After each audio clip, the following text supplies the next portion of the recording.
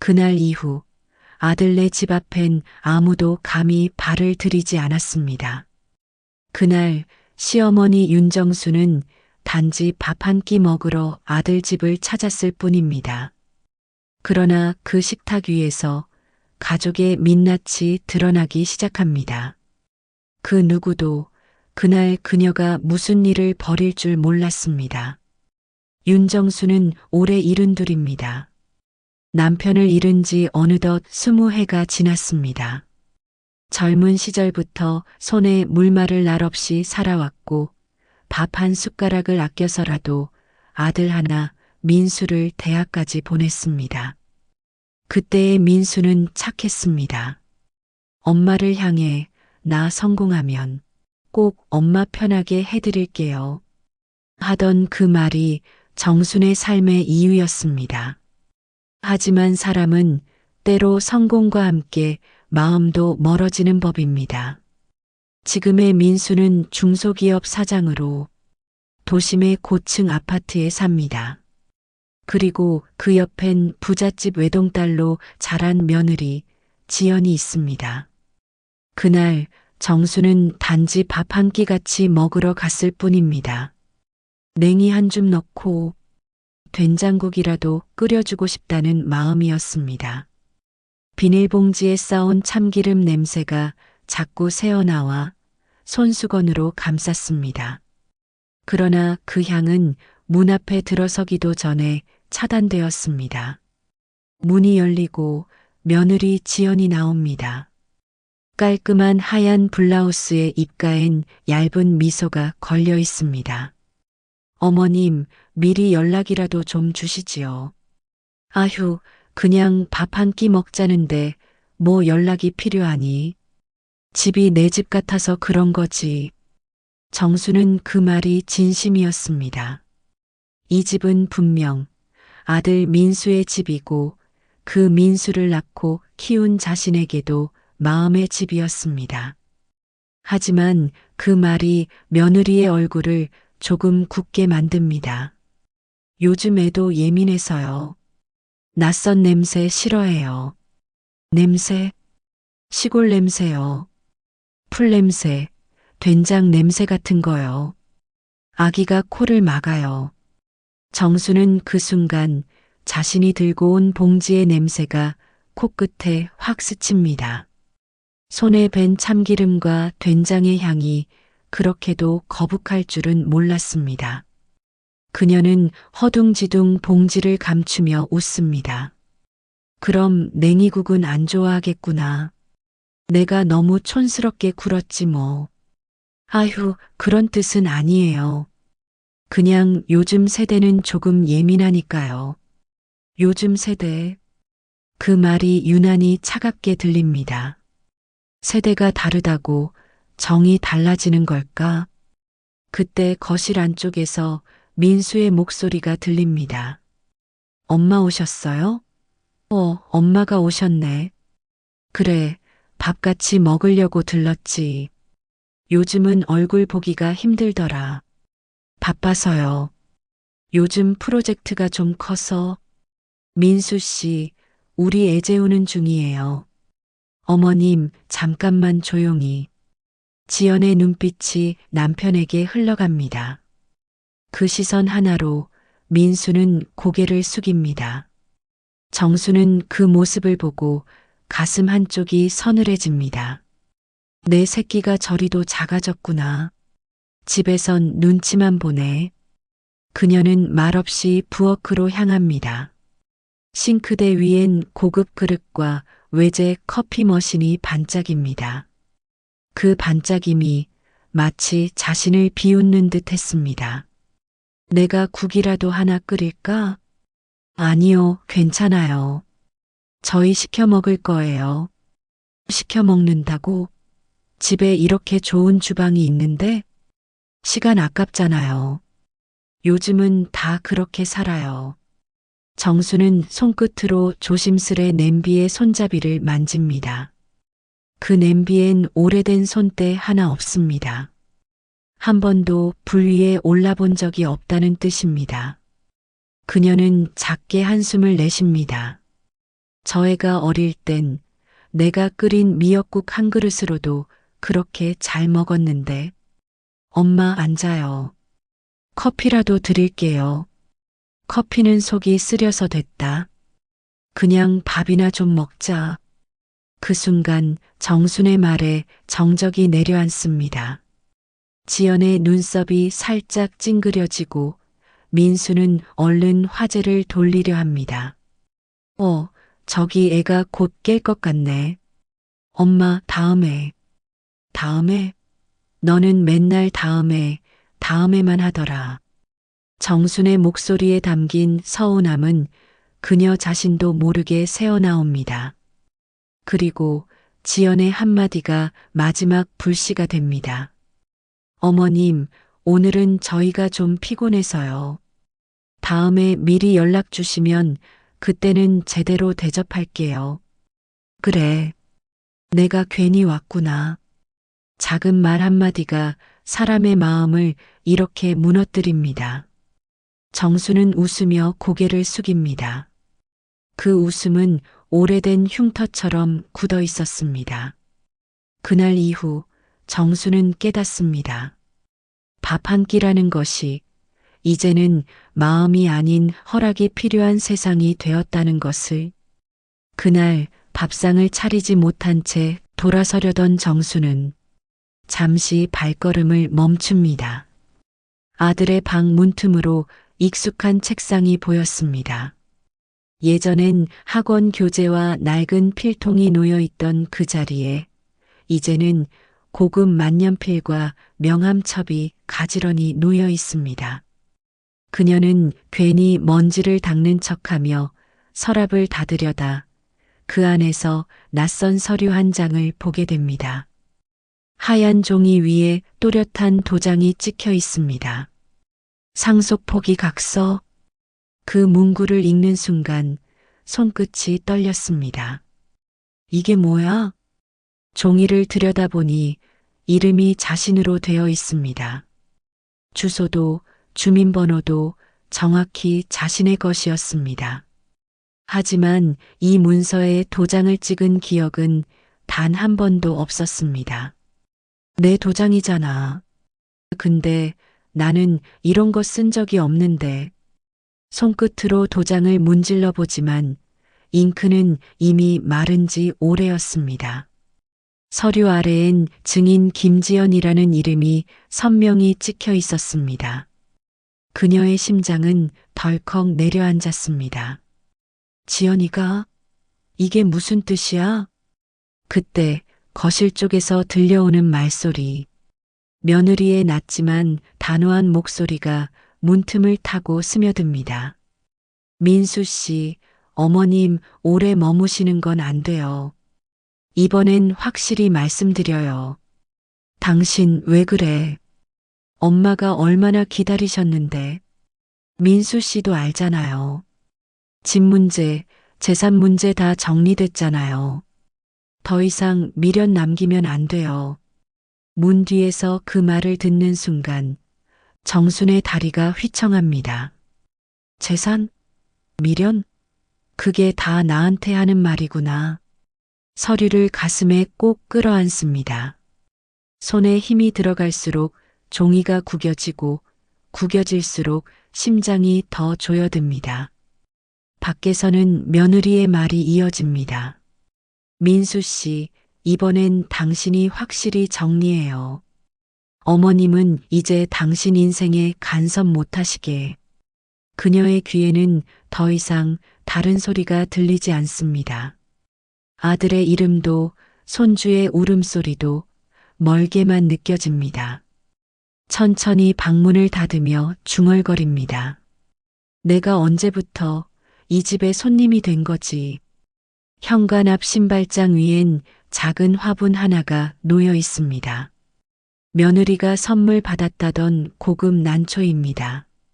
그녀는 그 화분을 바라보다가 손끝으로 살짝 잎을 만져봅니다. 차갑습니다. 살아있는 식물이라기보단 누군가의 체면을 위해 세워둔 장식품처럼 보였습니다. 가슴 한복판이 뻐근하게 저려옵니다. 바람이 창문 틈으로 스며들며 종이 끝자락을 흔듭니다. 이걸 그냥 넘기면 나는 진짜 지워지는 거구나. 그녀는 문 앞에서 잠시 멈춥니다. 뒤돌아보니 집안은 너무 조용합니다. 그 조용함 속에서 며느리의 웃음소리가 한 줄기 바람처럼 흘러나옵니다. 아무렇지도 않게 날 내쫓을 준비를 하고 있었구나. 그걸 내 사랑하는 아들은 동조하고 그녀는 아무 말 없이 현관문을 열고 나섭니다. 목구멍까지 차오르는 답답함에 숨을 쉬고 싶었습니다. 손에는 여전히 구겨진 서류 한 장. 그것은 단순한 종이가 아니라 누군가가 그녀의 존재를 지워버린 증거였습니다. 그리고 그날 밤 그녀는 결심합니다. 이 서류의 진실을 반드시 밝혀내겠다고. 다음 날 점심 무렵 집안 공기는 유난히 싸늘했습니다. 식탁 위엔 반찬 몇 가지와 밥 한 공기가 덩그러니 놓여 있습니다. 그녀는 조심스레 자리에 앉습니다. 하지만 젓가락을 들 손이 어쩐지 낯설게 떨립니다. 어머님, 된장국 드실래요? 그래, 냄새가 좋네. 이건 직접 끓인 거니? 아니요. 밀키트예요. 요즘 그런 거 많이 써요. 그녀는 한 숟가락 뜨다 말고 조용히 국을 내려놓습니다. 한때 이 아들을 위해 새벽마다 끓이던 된장국이 생각납니다. 그때는 소박했어도 마음만은 따뜻했는데. 민수야, 잘 먹고 다니지? 그럼요, 회사에서 식당도 좋고요. 그래도 집밥이 최고지. 이 된장은 맛이 좀 허하네. 요즘은 짜게 안 먹어요, 엄마. 대화는 길게 이어지지 못했습니다. 젓가락 부딪히는 소리만 어색하게 울렸습니다. 어머님, 혹시 어제 서랍 여셨죠? 응. 제가 보니까 서류가 조금 흐트러져 있더라고요. 아니, 먼지가 있어서 좀 닦았을 뿐인데 왜? 그 서류 중요한 거예요. 남의 물건 함부로 보시면 곤란해요. 그녀는 멈칫합니다. 눈앞에 며느리는 부드럽게 미소 짓고 있었지만 목소리 속엔 냉기가 숨어 있었습니다. 그 종이 말이지, 그거 내가 쓴 적 없는 거더라. 무슨 말씀이세요? 어머님 도장이 찍혀 있었는데요. 그건 누가 대신 찍은 거야. 내 도장을 왜 그 문서에? 어머님이 원하셨잖아요. 다 민수 씨 명의로 하겠다고. 순간 숟가락이 그녀의 손에서 떨어집니다. 작은 소리가 식탁 위를 울리고 공기가 멎습니다. 내가 그런 말을 한 적이 없는데 기억 잘해보세요. 아버님 돌아가시고 나서 힘들다고 하셨잖아요. 이제 재산은 다 민수 이름으로 해라. 나는 됐다고. 그건 그냥 마음이 힘들어서 그랬던 말이지. 도장을 찍으란 뜻은 아니었어. 그렇다고 문서까지 바꿔놓고 이제 와서. 그녀의 손이 떨립니다. 말을 잇지 못한 채 눈동자만 흔들립니다. 아들은 그저 고개를 숙인 채 젓가락을 만지작거립니다. 민수야, 너도 알지? 내가 그런 서류 쓴 적 없다는 거. 엄마, 그만하자. 지금 분위기 좀 그렇잖아요. 분위기? 이게 분위기 문제냐? 내 이름으로 된 집이 어느 날 내 이름으로 바뀌었는데. 그녀의 목소리가 높아지자 며느리가 자리에서 일어납니다. 어머님, 제발 그만하세요. 남들 들으면 오해해요. 누가 오해를 해? 내가 거짓말을 하냐? 어머님이 원하셔서 사인하신 거예요. 저희는 그냥 절차대로 한 거예요. 절차대로라 동의 없이 빼앗는 것도 절차가 있냐? 짧은 정적 뒤 아들의 낮은 한마디가 방 안의 온기를 완전히 꺼뜨립니다. 엄마, 그냥 그만 좀 하세요. 지연이 힘들어요. 그녀는 그 말을 들으며 천천히 젓가락을 내려놓습니다. 식탁 위 밥이 식어갑니다. 하얗던 쌀밥이 굳어가듯 마음도 차갑게 굳어갑니다. 그래, 다들 힘들지. 내가 괜히 왔어. 어머님, 그런 뜻이 아니에요. 다 정리된 일이니까 이제 마음 편히 놓으세요. 그녀는 웃습니다. 그저 오래 참은 눈물이 웃음으로 변한 듯한 표정이었습니다. 그래, 편히 놓을게. 대신 다시는 이 밥상엔 안 앉을 거야. 그녀는 조용히 자리에서 일어나 가방을 챙겨 현관으로 향합니다. 뒤돌아보지 않았습니다. 뒤돌면 울 것 같았기 때문입니다. 밖으로 나서자 차가운 바람이 얼굴을 스칩니다. 하늘은 유난히 맑았습니다. 맑아서 더 아프게 느껴졌습니다. 그녀는 작게 중얼거립니다. 밥 한 끼가 이렇게 멀어진 세상이구나. 그날 밤 비가 세차게 내렸습니다. 하늘에서 떨어지는 빗줄기가 세상을 뒤흔드는 것만 같았습니다. 정류장 위 낡은 지붕 아래 그녀는 시간 가는 줄 모르고 홀로 앉아 있습니다. 젖은 머리칼과 어깨를 감싼 우산 하나, 그리고 손에는 구겨진 종이가 있습니다. 그 종이 위에는 네 글자 상속포기 각서. 손끝으로 종이를 꼬집어 보지만 젖어 찢어지려는 종이는 소나기에서 미끄러집니다. 아직 끝나지 않았음을 알리는 듯 종이는 축축하게 달라붙어 있습니다. 그녀는 천천히 숨을 들이쉬고 고개를 들어 흐린 밤하늘을 바라봅니다. 비가 얼굴을 적시지만 눈물인지 빗물인지 구분조차 할 수 없습니다. 속으로 중얼거립니다. 내가 정말 이 집에서 이 가족에서 지워진 걸까? 말로는 담을 수 없는 쓰라림이 심장을 옥죄었습니다. 아들을 위해 평생을 바쳤고 손자를 위해 기꺼이 희생했는데 이제는 이 손에 남은 것이 쓸쓸함 뿐이라는 생각이 스치며 마음이 저릿하게 울었습니다. 그녀의 시선은 손에 쥔 각서로 돌아갑니다. 이 문서 한 장이 자신의 존재를 지워버리는 상징이 되어 있었습니다. 그 글씨 위에 찍힌 도장은 너무도 선명했습니다.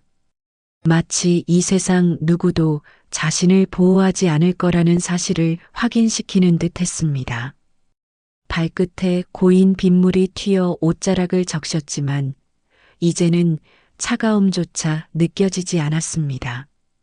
오랜 세월 참아왔던 외로움과 서운함이 한꺼번에 밀려오며 몸을 움츠린 채로도 마음속 불길은 점점 커져갔습니다. 속으로 다시 중얼거립니다. 그래, 이제는 내가 사라지지 않기 위해 싸워야겠다. 한 번쯤은 내 목소리로, 내 존재로 세상을 흔들어야지. 그녀는 벤치에서 천천히 일어섭니다. 젖은 구두가 빗물에 미끄러질까 조심하며 손에 쥔 각서를 품 안에 꼭 안습니다. 멀리서 지나가는 차들이 물살을 튀기며 달렸습니다. 그 소리가 마치 세상이 자신을 비웃는 듯 들리지만 이번에는 두렵지 않았습니다. 그녀는 발걸음을 옮기며 속으로 다짐합니다.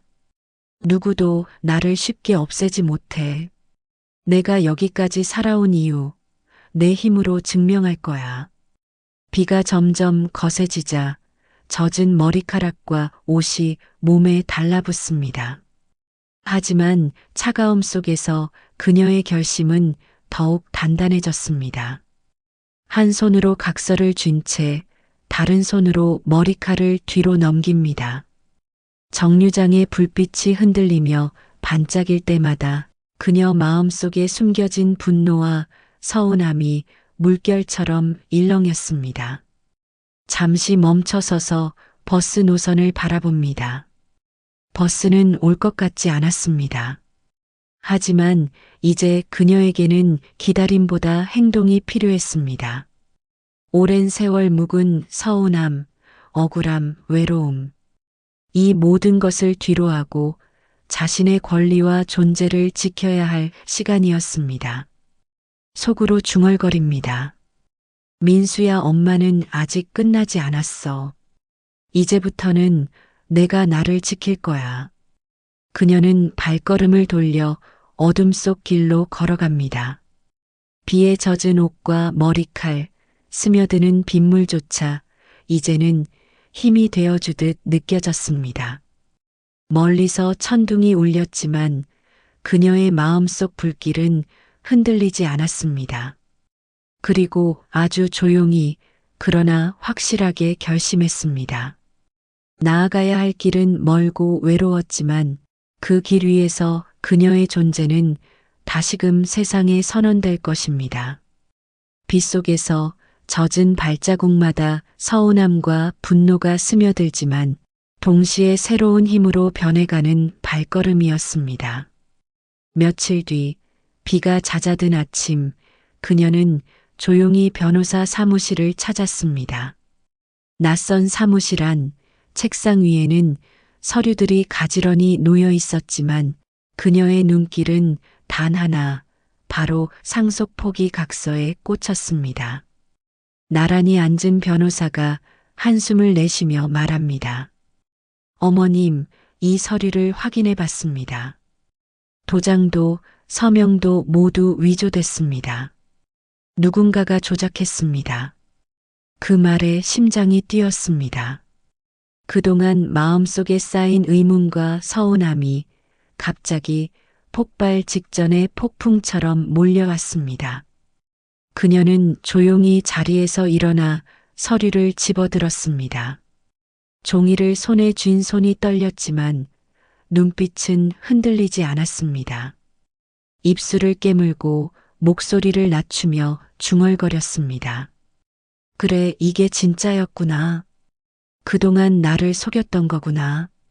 문이 열리며 며느리가 들이닥쳤습니다. 어머님, 무슨 짓을 하시는 거예요? 짓이라니. 내 재산을 훔친 건 누군데? 그녀의 목소리는 떨리면서도 단단했습니다. 수년간 마음속에 쌓인 분노가 이제는 말로 터져나오고 있었습니다. 이건 다 민수 씨를 위해서예요. 며느리의 얼굴은 차가웠습니다.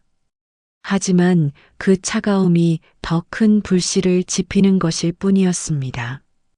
아들을 위해? 그럼 난 뭐냐? 너희한텐 짐이냐? 그 말이 터지자 사무실 안 공기가 순간 얼어붙었습니다. 변호사는 두 사람 사이에서 조심스럽게 손을 들어보지만 이미 감정의 폭발은 멈추지 않았습니다. 정순의 손에는 각서가 움켜쥐어진 채 힘이 들어가 있었습니다. 그녀는 며느리를 똑바로 바라보며 말했습니다. 너희는 내가 아무것도 모른다고 생각했겠지. 하지만 나는 다 알아. 모든 속임수, 모든 위선, 모든 계산을 다 봤다. 며느리는 잠시 말을 잃었습니다.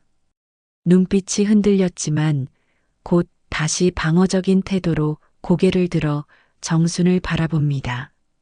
어머님, 이렇게 나서시면 우리 가족이 망가져요.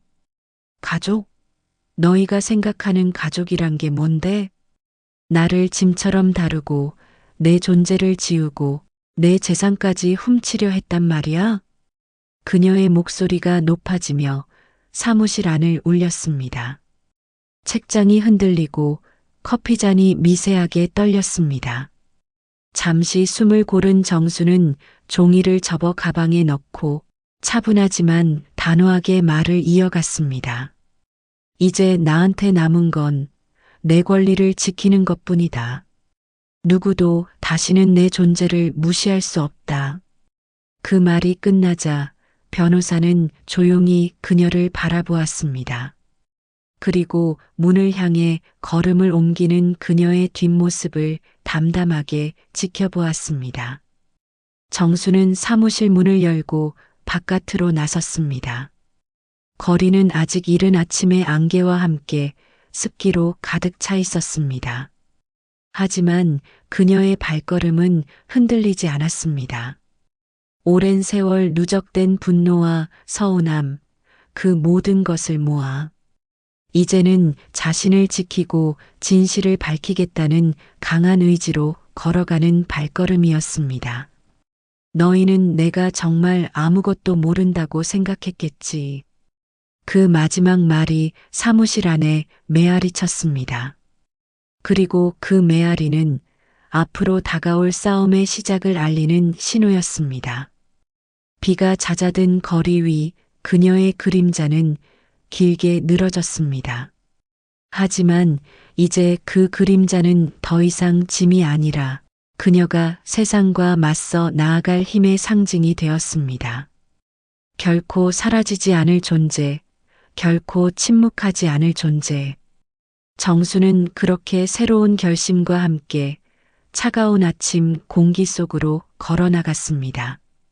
며칠 뒤 민수의 회사에 세무조사관들이 들이닥쳤습니다. 갑작스러운 조사 소식에 사무실은 혼란에 휩싸였습니다. 복도에는 직원들의 발걸음 소리와 낮은 속삭임이 울려 퍼지고 회의실 안에서는 무거운 긴장감이 공간을 채웠습니다. 민수는 손을 떨며 서류를 확인했습니다. 모니터에는 출처 불명의 자금 흐름이 하나씩 나타나고 있었고 그 자금은 다름 아닌 지연의 개인 계좌를 통해 흘러나간 흔적이었습니다. 그때 정순이 조용히 회의실 문을 열고 들어섰습니다. 손에는 그날 서랍 속의 상속 포기 서류 외에도 그 뒤에 있던 서류가 들려 있었습니다.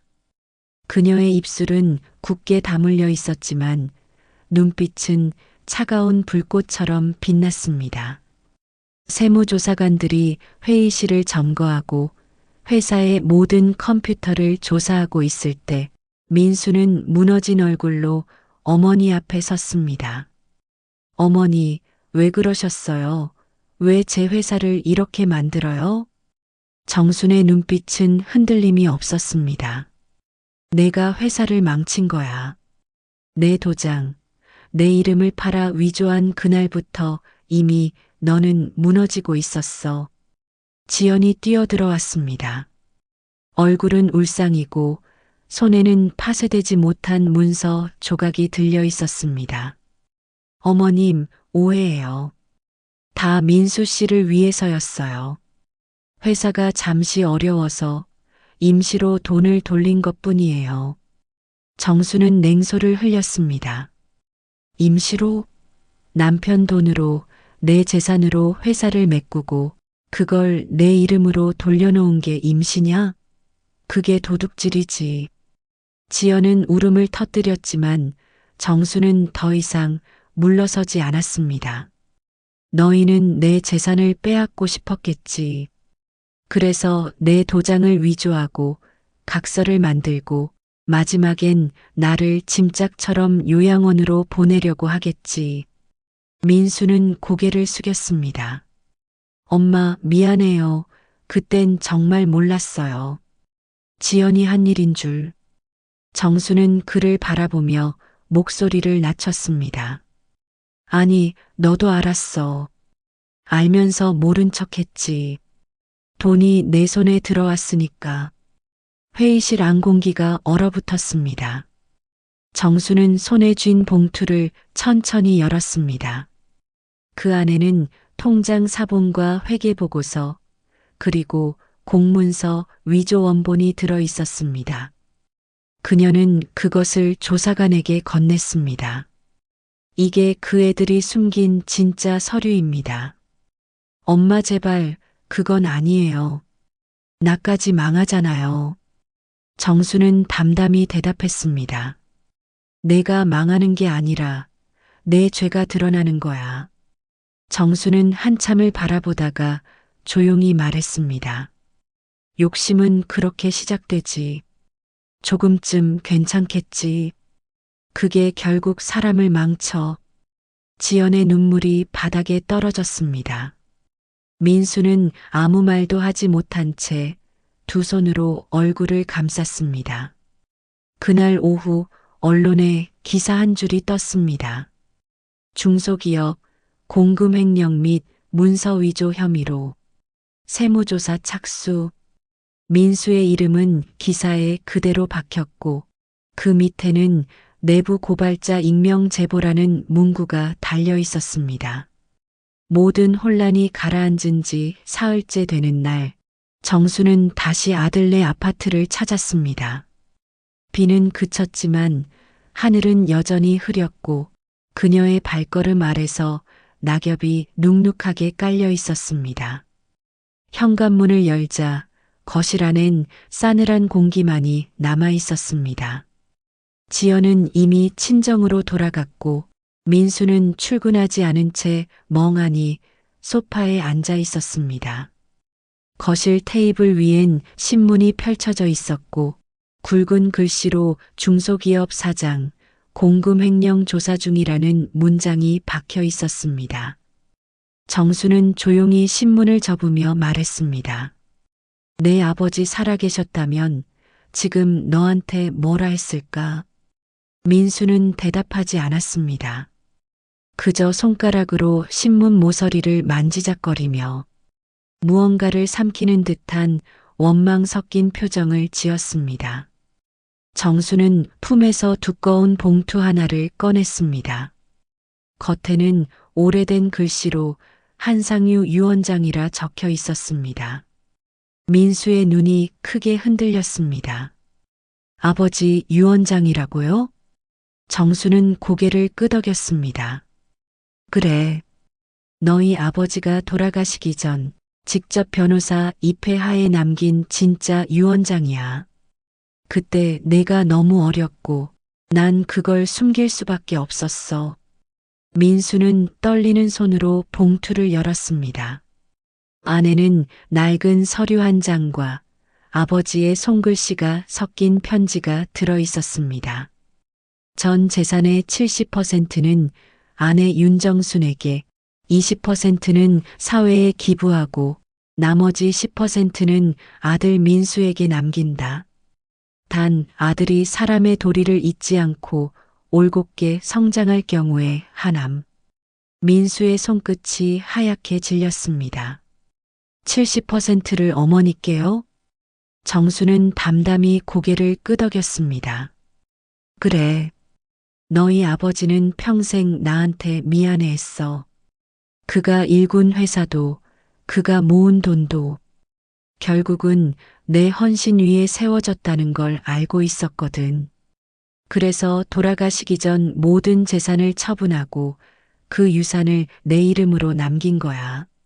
민수는 신문을 내려놓으며 속삭였습니다. 그럼 우리가 위조했던 각서는 전혀 효력이 없어. 정수는 단호히 말을 잘랐습니다. 그 서류는 가짜야. 법적으로는 나만이 그 재산의 상속자야. 너희가 만든 위조각서는 이제 법원에 증거로 제출될 거다. 민수의 어깨가 무겁게 내려앉았습니다. 그때 현관문이 열리며 변호사가 들어왔습니다. 정순이 부른 인물이었습니다. 모든 절차 준비됐습니다. 유언장은 이미 공증됐고 재단 설립도 다음 주면 가능합니다. 민수는 그 말을 듣고 고개를 떨궜습니다. 재단이라니요? 그 돈을 다 내놓으시겠다고요? 정수는 고요하게 미소를 지었습니다. 그래. 너희가 쌓은 그 돈, 그건 결국 아무 의미 없는 숫자였어. 내 아버지의 뜻대로 그 돈은 도움이 필요한 아이들과 어르신들에게 쓸 거야. 민수는 울컥한 표정으로 무릎을 꿇었습니다. 엄마 잘못했어요. 내가 너무 늦게 깨달았어요. 이제 와서 뭘 해도 용서받을 수 있을까요? 정수는 그를 천천히 일으켜 세웠습니다. 용서는 내가 하는 게 아니야. 내가 앞으로 살아가며 스스로 증명하는 거야. 그녀의 손끝이 민수의 어깨를 가만히 두드렸습니다. 바람이 커튼을 스치며 방 안을 맴돌았습니다. 그날 민수는 처음으로 어머니를 똑바로 바라보았습니다. 그의 눈빛엔 두려움이 아니라 후회가 담겨 있었고 정순의 얼굴에는 슬픔 속에 평온이 자리했습니다. 이윽고 그녀는 유언장을 가슴에 안고 창밖을 바라보았습니다.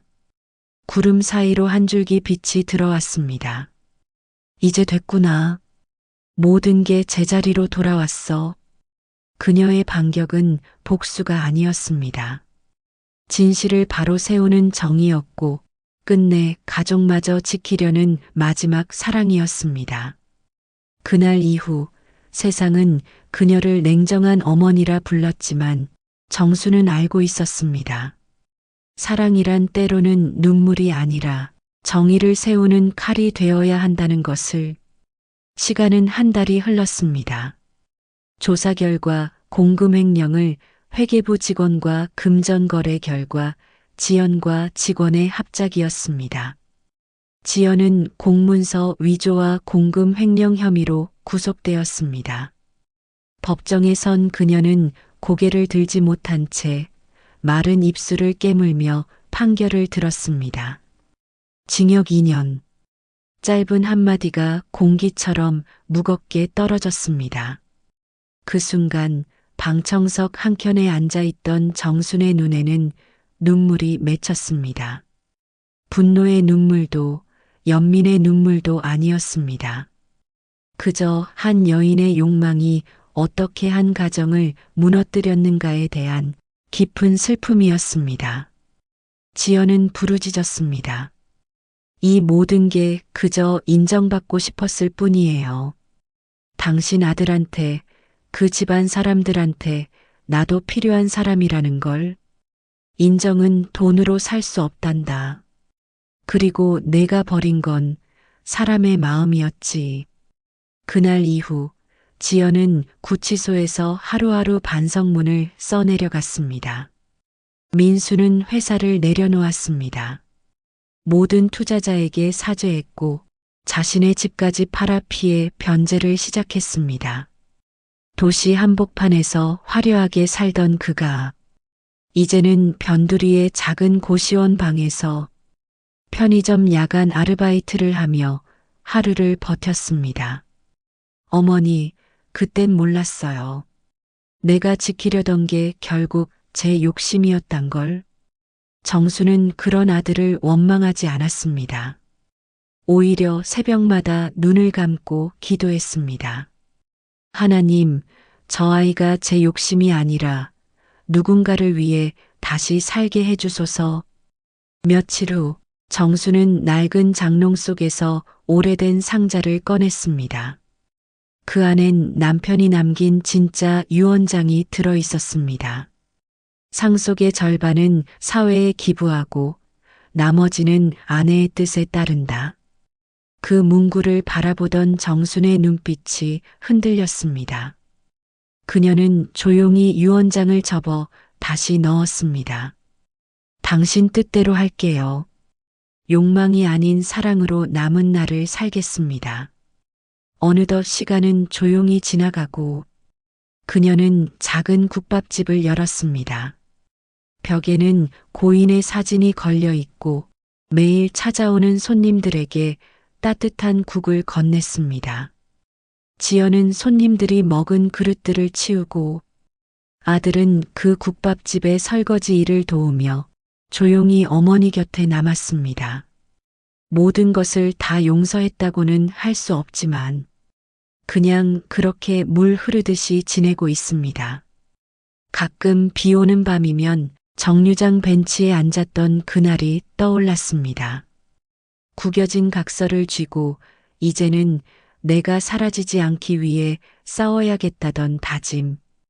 그 싸움은 끝났습니다. 하지만 그녀의 마음속엔 여전히 남편의 목소리가 들렸습니다.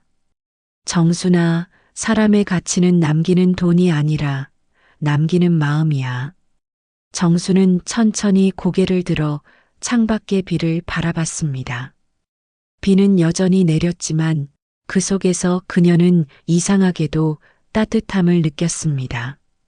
그리고 그렇게 한때 탐욕과 거짓으로 얼룩졌던 가족은 조용히 제자리를 찾아갔습니다. 누군가는 대가를 치렀고 누군가는 용서를 택했습니다. 선과 악은 분리되었고 정의는 마침내 제 얼굴을 드러냈습니다. 창가에 내리던 빗방울이 멈추자 정수는 국밥집 문을 닫고 불을 껐습니다. 밤은 고요했지만 그 고요 속엔 희망이 있었습니다. 지금까지 들어주셔서 감사합니다.